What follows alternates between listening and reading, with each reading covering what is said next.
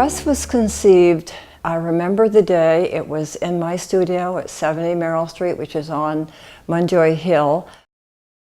And we gathered in my studio and began talking about creating a press. And I think we knew something about presses in other cities, like the presses in Boston, the cooperative presses. None of us had done a lot of printmaking. Probably in the early 70s, I decided that working at home and having a studio at home was not working out for me, because I was always joined by my children. And that worked and it didn't work. So I got a studio at the bottom of Exchange Street, and I think I probably moved around studios many times. I was thinking at the time, there was a small art community when I was first there. It was getting bigger, and I thought, wouldn't it be so interesting to be able to buy a building that could house a lot of different artists together and different disciplines together, and there could be some kind of collaboration. It was a very, very difficult decision for us because we were very small. We weren't spending a lot of money on half of a studio space at Merrill Street. And we really had to take a great leap of faith and just imagine that we were going to be a big, vigorous press with more members, with more equipment, with more ability to do a lot of different kinds of things in printmaking than we'd been able to at Merrill Street. So we all had to take a very deep breath and jump. I remember thinking, well, our press has to have a name. And I was on the top floors of a flat-roofed building, and there always were pigeons up there, chortling and murmuring and walking around in their little feet. And so somebody thought, oh, pigeon press, that sounds good. And then we thought, not such a wonderful bird. Maybe we need something a little higher class. And at that point we settled on Peregrine Press. In truth, I think that we were just keeping our fingers crossed because this space was so totally set up for printmaking. There were vents and acid room, rosin boxes and dark rooms. So we thought, well, there wasn't really any other act in town. And so maybe there would have been a group of printmakers from the college that would have come down. But I would have hated to reconfigure that space and make it into just regular studio spaces because it's such a good printmaking space. There's so much that printmaking requires: sinks and dedicated smaller rooms, and that it was fabulous that they went in there. When Peregrine moved in, I don't know, for a lot of reasons, there wasn't that much interest in joining the press. I think there wasn't as much activity. We didn't have a lot of shows and portfolios and things like the members are doing now. So we just seemed to be dwindling, and we weren't making enough money to cover our bills. This was around the time that I became president. It was in the late 1990s. And I thought that the things that would attract me to the press were having opportunities to show with a community of artists that I admired, having workshops so that I could learn new things, and starting to think about some of the new movements in printmaking that would train me to be more skilled. So when I came in as president, that was my goal. It was to try and bring these things to Peregrine. So those were all big shifts, and they helped to energize the press, and all of a sudden we had a waiting list, and we had people coming in and joining the press and staying for a long time, so there was a lot of continuity in the membership, which makes a much stronger organization. So it was exciting. We also decided it was time to think more about non-toxic printmaking, because so many illnesses that happen to printmakers have come about because of the chemicals that we work with. The acids in the acid room, the solvents that we use to clean, and some of the other processes. So when I joined the press, already no solvents were allowed in the press, and definitely it was a much less toxic environment, I think, than it had been previously in the early days. And for people in the press, I think it was super important. I think there are people who wouldn't have stayed in the press if there had been a lot of solvents and things still being used in the studio. I think one of the fantastic things about Peregrine is how all the members really inspire each other and also come up with interesting projects that can be worked on. And I think that's one of the really great things, that being as part of this cooperative, you have all this back and forth between the members and finding out about projects or getting people involved in different projects, or also the teaching component where members teach each other things or help each other with different processes. If someone is getting stuck somewhere on a print or a process that they can't seem to get it worked out, they know they can go to anyone else in the press and they get tons of help and advice and collaboration. Around 2008, I became co-president, and then shortly after that, Alice Spencer did her trip to Zanzibar to work with these women who were doing fantastic paintings. She was teaching them printmaking methods, and she came back from that trip and came to me and said, do you think we can do a collaboration with these women? Do you think people in the press would be interested? I said, sounds like a fantastic idea to me. So we proposed it to the press membership, and that became the Dunya Moha One World collaboration between Peregrine Press and these women artists of Zanzibar. That culminated in an exhibition in 2011 at the Lewis Gallery at the Portland Public Library and was just a massive success. It was a tremendous project. I think everyone in the press was super energized by doing that project. Printmaking is indeed a collaborative effort. In a larger sense, speaks to how generous artists are and how collaborative artists of almost every medium in Maine happens to be. This becomes particularly important in the nature of printmaking because it is in and of itself a collaborative matter. Most of our several presses exist as cooperatives in which artists learn from each other.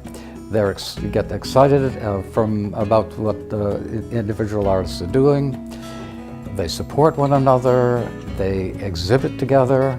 And it's one of the key points that people like being printmakers, because friendships evolve. Acquiring new techniques, knowledge, expertise, all happens because one is helping the other. One of my thoughts about this, about why the press is so successful, is because it's a very cohesive social group. And I think that the people in the press feel very connected with each other and very centered around doing work together, learning from each other, getting to know each other. The other thing that I think is a possibility is that printmakers have quite a lot of left brain function because it's a very analytical process and you have to plan. And for that reason, printmakers are good at putting together shows and projects and the kinds of things you need executive skills to carry out. And those two factors are one of the things I think might create that wonderful energy that comes from the place. I think also the truth is it's a very obsessive, compulsive practice, and there's a lot of failure involved with it, or there can be. Maybe sometimes there isn't if you're really on top of it, but I think there's always what's going to happen next factor that keeps people really involved with it. And if I do this, what will happen? And that just is a very ongoing part of the process. And I think it's fascinating in that way because it's a lengthy process. And the other thing I love about printmaking is that there's that kind of drone activity. You know, you're wiping your plates and you get a chance to, Rituals. To sort of not be thinking every minute. You do have those periods of of intense labor and then sort of just process. Peregrine Press is essentially important to the art of printmaking in Maine because of its longevity, its stability, its importance of the number of its membership, several of whom teach in colleges locally, those who exhibit widely in Maine and far beyond. It simply is a vibrant institution full of very, very committed printmakers, most of whom don't limit themselves simply to making prints, but are involved in as painters, as sculptors, and people working at other mediums as well. But printmaking is a vital, vital part of their artistic lives. The other thing that is true at this press, and I think in any press, is that there's always something new to learn. Yeah. I don't know how many different printmakers have come and given workshops here, but there's always something, a new technique, something, it's almost revelatory, you know, oh my God, so that it's a area of art making that is always evolving. I think also Peregrine just it's a document. It's a history of art that's been done by printmakers in Maine for 25 years, and I think it will continue to develop that aspect of sort of chronicling what artists are interested in, what this community produces, and how they move out beyond this community. I look at the press and I hear what's going on there, and I am so full of awe. It's just, it's remarkable how far it's come in the last 25 years, and how interesting and varied and rich the work is, how interesting and varied the projects that go on. It's an extraordinary group of people, and all of whom seem to be fully committed and fully engaged in making the press be a wonderful presence in our city and really across the state. Hi, I'm Jeff Woodbury, co-president of Peregrine Press. And I'm Kate Cheney-Chappell, co-president of Peregrine Press with Jeff.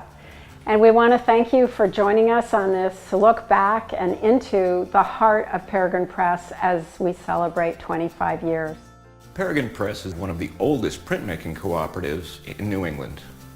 We have 30 members, men and women of all ages, using techniques from screen printing, which I do, to collograph, which Kate does, among possibly a dozen other methods within our membership.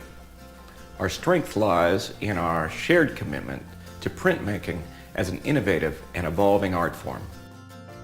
The diversity of techniques and the way we share them with each other is really unique. This is what someone has called a community of practice.